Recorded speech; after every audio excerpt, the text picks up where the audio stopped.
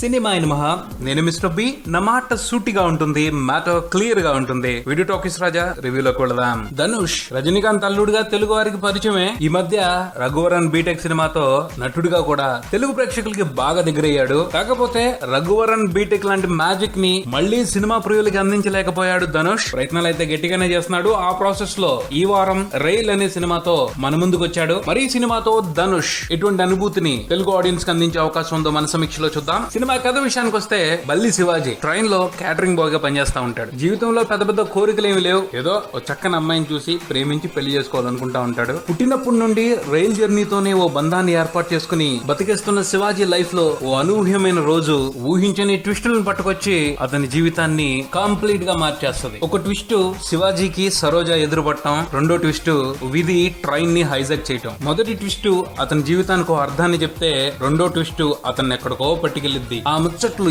ఏమిటి ఎలా అన్నదే ఈ సినిమా మిగిలిన కదా. విశ్లేషణ విషయానికి వస్తే రైల్ ఈ సినిమాకి సంబంధించి తెలుగులో ఓ మాదిరి అంచనాలే కానీ తమిళనాడులో బ్రహ్మాండమైన ఎక్స్పెక్టేషన్స్ ఉన్నాయి. ఎందుకంటే ధనుష్ దర్శకుడు ప్రభు సల్మాన్ కలిసి పనిచేయడమే. ప్రభు తమిళ్లో మైనా, కుంకి, కాయల్ సినిమాలతో చాలా మంచి పేరు తెచ్చుకున్నారు. మైనా ప్రేమ ఖైదీగా, కుంకి గజరాజుగా తెలుగులో డబ్ అయ్యాయి. అతను చేసిన సినిమాలను బట్టి తమిళ్లో టేస్ట్ ఉన్న దర్శకుడిగా ఆయనకు రెస్పెక్ట్ ఉంది. అలాంటి దర్శకుడితో ధనుష్ కలిసి పనిచేయడం ఓ బ్రహ్మాండమైన విషయంగానే కోలీవుడ్ మాట్లాడుకుంది. కానీ బ్యాడ్ లక్ ఏమిటి అంటే అనుకున్నంత బ్రహ్మాండం అయితే ఈ సినిమాలో లేదు. జనరల్ గా ఏదో ఒక ఇంట్రెస్టింగ్ పాయింట్ ని సినిమాలో ఇన్వాల్వ్ చేస్తాడు ప్రభు. ఈ సినిమాలో కూడా ట్రైన్ అవుట్ ఆఫ్ కంట్రోల్ అనే మంచి పాయింట్ ని పట్టుకున్నాడు. ఆ పాయింట్ ని ఎఫెక్టివ్ గా ప్రెజెంట్ చేయడంలో చాలా వరకు సక్సెస్ అయ్యాడనే మాట్లాడుకోవాలి. కానీ దురదృష్టం ఏమిటి అంటే సినిమాలో అదే మెయిన్ ప్లాట్ కాదు. కరెక్ట్ గా చెప్పుకోవాలి అంటే హాలీవుడ్ లో వచ్చిన స్పీడ్ సినిమాని ఇండియన్ వెర్షన్ లో చేశాడు. జస్ట్ ఇంగ్లీష్ సినిమా లాగా తీసేస్తే సినిమా బాగుండేదేమో. కానీ నేటివిటీ టచ్ కోసం కొన్ని సబ్ ప్లాట్స్ యాడ్ చేసుకున్నాడు.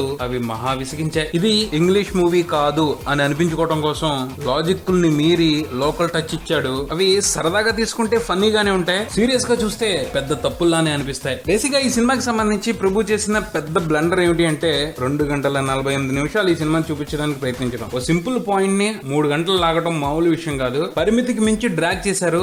ముఖ్యంగా ఫస్ట్ హాఫ్ అయితే కొంత గట్టిగానే సహనాన్ని పరీక్షించింది. సినిమా మొదలైన తర్వాత గంట 10 నిమిషాలకి ఈ సినిమాకి వచ్చి పొరపాటు చేసేమో అన్న ఫీలింగ్ కలుగు. కథ స్లోగా నడుస్తా ఉంటది. ఆ పైన రొటీన్ కామెడీ. ఇంటర్వెల్ దగ్గరకు వచ్చిన తర్వాత తారసపడే ట్విస్ట్ పోయిందనుకున్న అటెన్షన్ ని తీసుకొచ్చి సినిమా మీద ఇంట్రెస్ట్ మళ్ళీ నిలబెట్టింది. సెకండ్ హాఫ్ స్టార్ట్ అయిన తర్వాత కొన్ని మంచి ఎంగేజింగ్ ఎలిమెంట్స్ తో గట్టిగానే కనెక్ట్ చేస్తారు ఆడియన్స్ ని సినిమాతో. కానీ బ్యాడ్ లక్ ఏమిటి అంటే ఇంగ్లీష్ మూవీలో తీసుంటే సెకండ్ హాఫ్ అంతా సీట్ ఎడ్జ్ లో కూర్చుని ఎక్సైట్ అయిపోయే థ్రిల్లర్ లానే అనిపించేది. కానీ ఈ సినిమా దర్శకుడు సీరియస్ లో నుంచి కామెడీని పిండే ప్రయత్నం చేశారు. ఆ పిండటంలో కూడా తన బలాన్ని ఎక్కువగా మీడియా మీద, ముఖ్యంగా టీవీ న్యూస్ ఛానల్స్ మీద చూపెట్టారు. పాయింట్ లో ఉన్న సీరియస్నెస్ మీద ఎక్కువ ఫోకస్ చేయడం కంటే న్యూస్ ఛానల్స్ ని వెటకారం చేయడం మీద, వాటికి క్లాసులు పీకడం మీద ఎక్కువ ఫోకస్ పెట్టారు. ఆయన ఎంత స్ట్రాంగ్ గా ఫోకస్ పెట్టారు అంటే సెకండ్ హాఫ్ లో హీరో హీరోయిన్ కూడా గెస్ట్ ఆర్టిస్టులు అయిపోయారు. ఇలాంటి డీవియేషన్స్ మూలంగా సినిమాలో ఇంట్రెస్టింగ్ ఉన్న పాయింట్స్ డల్ అయిపోయి ఓ మామూలు కామెడీ ఎంటర్టైనర్ ని చూసి బయటకు వచ్చామన్న ఫీలింగ్ మాత్రమే మిగులుద్ది. కరెక్ట్ గా చెప్పుకోవాలంటే ప్రభు సల్మాన్ కొన్ని ఎంగేజింగ్ సీక్వెన్స్ ని చాలా బాగా తీశాడు. కాకపోతే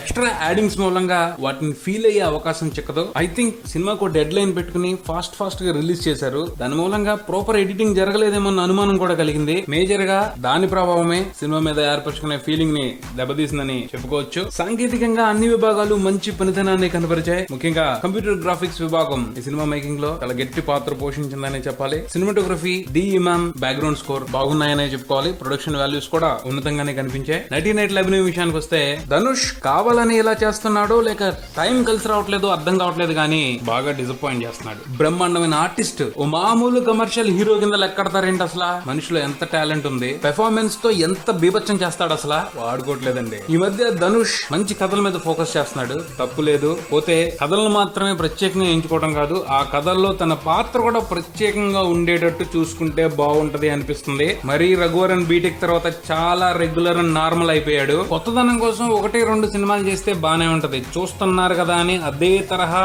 చూపిస్తా ఉంటే బోర్ కొట్టేస్తది. ధనుష్ ఈ విషయానికి సంబంధించి చాలా సీరియస్ గా ఆలోచించాల్సిన అవసరం ఎంతైనా ఉంది. కీర్తి సురేష్ అమాయకమైన అమ్మాయిగా చాలా బాగా చేసిందని చెప్పుకోవాలి. తంబి రామయ్య చాలా కష్టపడి కామెడీ చేశారు. కానీ ఆ కామెడీలో ఫ్రెష్నెస్ లేక వెల తలబోయిందని చెప్పుకోవాలి. మిగతా నటీనటులందరూ వారి పాత్రలు తగ్గట్టు బాగానే చేశారు. మొత్తంగా ఈ రైల్ సినిమా గురించి చెప్పుకోవాలి అంటే కొన్ని ఎంగేజింగ్ ఎలిమెంట్స్ ఉన్నాయి, వాటితో పాటు కాస్త విసిగించే అంశాలు కూడా ఉన్నాయి. ఆ పైన 3 గంటలు తీరిక చేసుకోగలిగితే ఈ సినిమాను ఒకసారి తప్పకుండా చూడొచ్చు. రైల్ సినిమాకి సంబంధించి సంబంధించి నేను ఇచ్చే రేటింగ్ ని సినీబీ మూవీ రేటింగ్ యాప్ లో చూసి తెలుసుకోగలరు. మీరు కూడా ఈ సినిమాని సినీబీ మూవీ రేటింగ్ యాప్ లో రివ్యూ చేయండి. మరో రివ్యూతో మళ్ళీ కలుద్దాం. Subscribe and keep watching Maruthi Talkies. For me mister B and Talkies Raja. Thank you.